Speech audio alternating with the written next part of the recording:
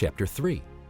See now the Lord Almighty is about to take from Jerusalem and Judah both supply and support, all supplies of food and all supplies of water, the hero and warrior, the judge and prophet, the soothsayer and elder, the captain of 50 and man of rank, the counselor, skilled craftsman and clever enchanter.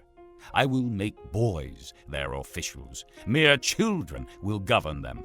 People will oppress each other, man against man, neighbor against neighbor. The young will rise up against the old, the base against the honorable. A man will seize one of his brothers at his father's home and say, "You have a cloak. You be our leader. Take charge of this heap of ruins." But in that day he will cry out, "I have no remedy. I have no food or clothing in my house. Do not make me the leader of the people." Jerusalem staggers. Judah is falling. Their words and deeds are against the Lord, defying his glorious presence. The look on their faces testifies against them. They parade their sin like Sodom. They do not hide it. Woe to them! They have brought disaster upon themselves. Tell the righteous it will be well with them, for they will enjoy the fruit of their deeds. Woe to the wicked!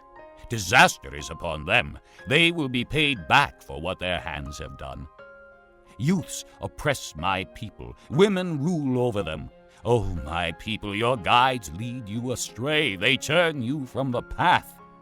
The Lord takes his place in court. He rises to judge the people. The Lord enters into judgment against the elders and leaders of his people. It is you who have ruined my vineyard. The plunder from the poor is in your houses. What do you mean by crushing my people and grinding the faces of the poor, declares the Lord Almighty. The Lord says, "The women of Zion are haughty, walking along with outstretched necks, flirting with their eyes, tripping along with mincing steps, with ornaments jingling on their ankles. Therefore the Lord will bring sores on the heads of the women of Zion. The Lord will make their scalps bald. In that day the Lord will snatch away their finery, the bangles and headbands and crescent necklaces, the earrings and bracelets and veils, the headdresses and ankle chains and sashes, the perfume bottles and charms, the signet rings and nose rings, the fine robes and the capes and cloaks, the purses and mirrors, and the linen garments and tiaras and shawls. Instead of fragrance, there will be a stench. Instead of a sash, a rope.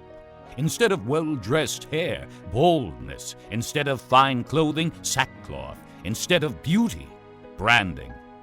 Your men will fall by the sword, your warriors in battle.